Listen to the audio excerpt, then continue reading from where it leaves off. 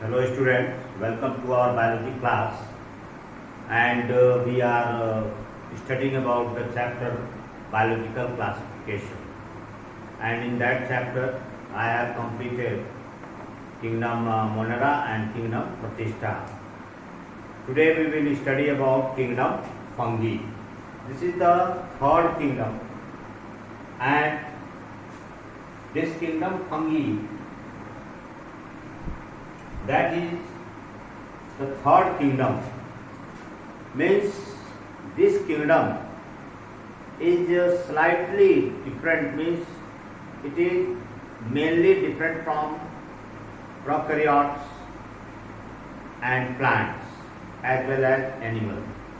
So they were, means the organisms which have different features, which are not sharing with the plants, which are not sharing with the animals, neither they are sharing with the monerans. They were kept in kingdom Fungi.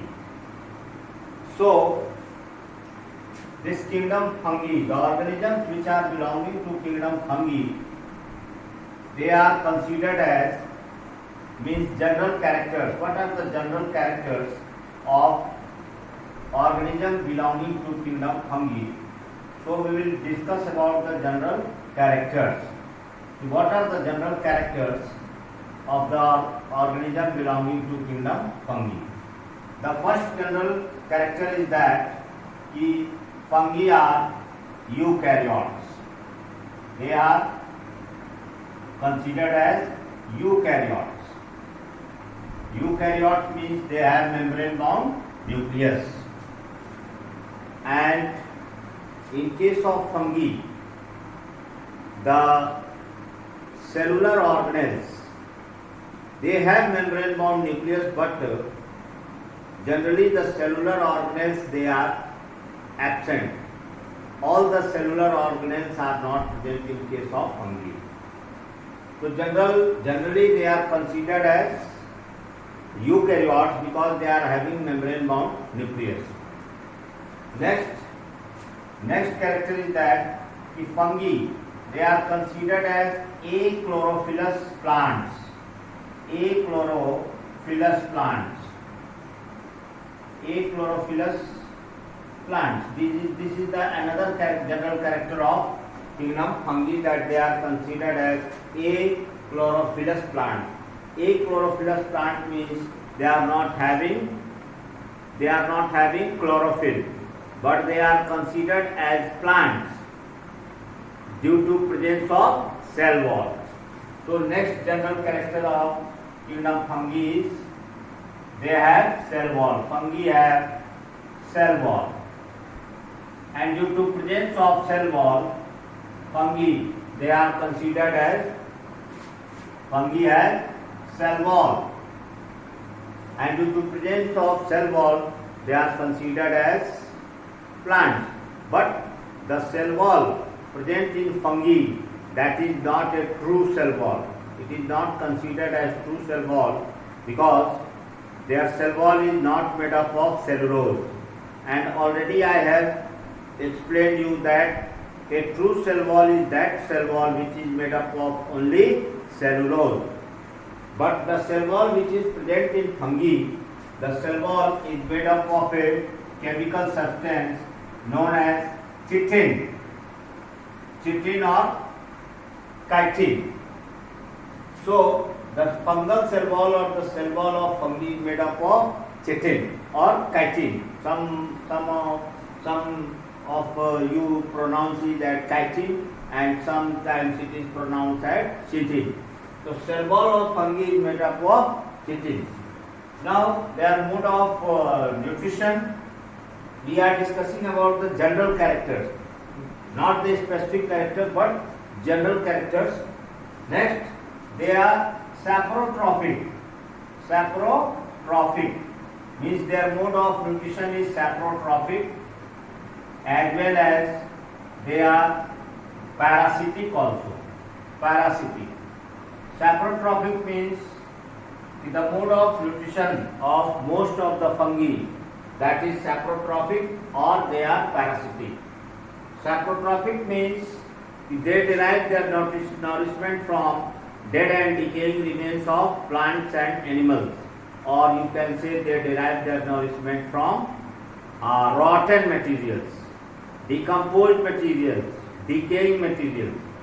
So there are certain members of fungi that derive their nourishment from dead and decaying remains of plants and animals or from rotten materials, and certain other members of fungi they derive their means they are found as parasites. They are found as parasite, and you know the meaning of parasite, that it is parasitism is a association of two organisms in which both the organisms live together and one of the organism derives its nourishment from the other organism. The benefited means in this association, in parasitism, one organism is benefited and the benefited organism is known as parasite and the harmed organism is known as host. So it is a host parasite association which I have already discussed in Kingdom Monera as well as in Kingdom Pratishta. Now their mode of nutrition means that we have discussed their mode of nutrition.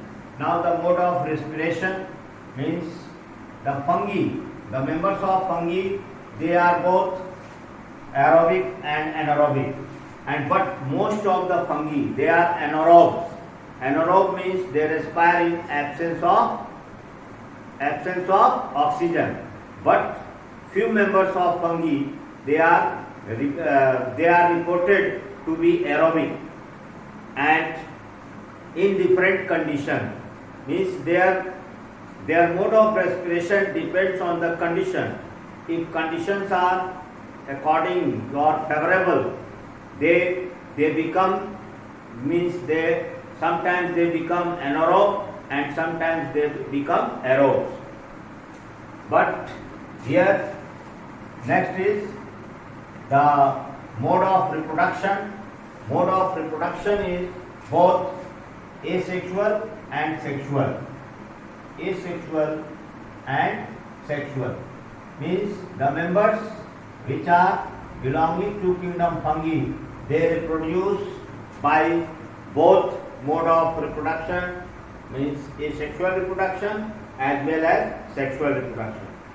So students, many other features are also there.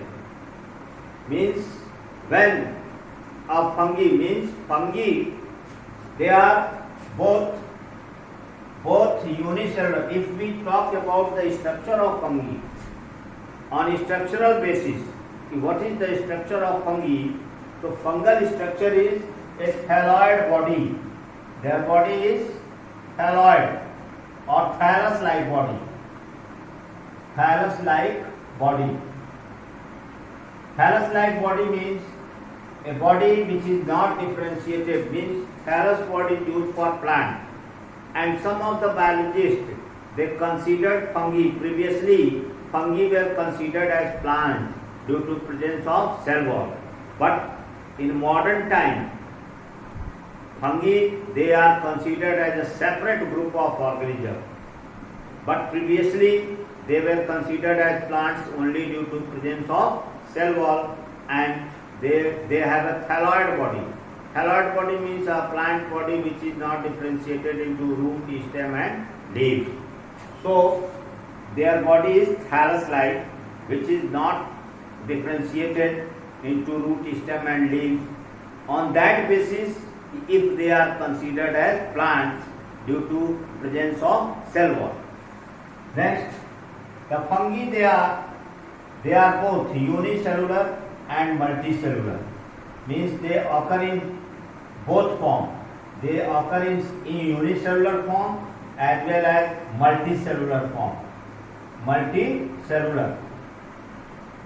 Now there are many species of unicellular fungi such as yeast. Yeast is a unicellular fungi and scientific name of yeast is Saccharomyces cerevisiae. Saccharomyces cerevisiae. Cerevisiae. This is a scientific name of yeast. So yeast is a unicellular fungi and its scientific name is Saccharomyces. There are different other examples of multicellular fungi like Mucor, Rhizopus, then Aspergillus.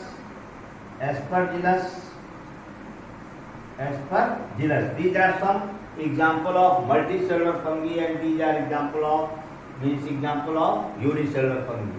On the whole, the entire fungal group or the organism belonging to kingdom fungi, they are classified into three categories. Three categories on the basis of their nature.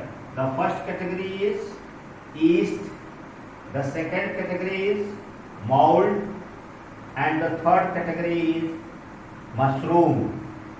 You have heard the name of mushroom. So, on the basis of their nature, whether they are edible, whether they can be eaten or not eaten, on that basis, fungi are of three types: yeast, mold, and mushroom. Yeast is edible, it can be eaten, and we eat yeast in different form. Like when we eat bread is prepared by fermentation process, and yeast is used in fermentation of flour, wheat flour. Then yeast is used in fermentation of alcoholic beverages. Then yeast is used in making of idli, dosa. All these materials, edible materials, they are prepared by using yeast. Mold group of fungi, they are poisonous. They contain toxic chemicals, and these toxic chemicals are harmful for human beings. So they are poisonous fungi. Whereas mushroom name you have heard, and many of you have eaten mushroom vegetable. So mushroom are a rich source of proteins. So students, other features we will discuss. Other features of fungi we will discuss in our next class. Okay, thank you.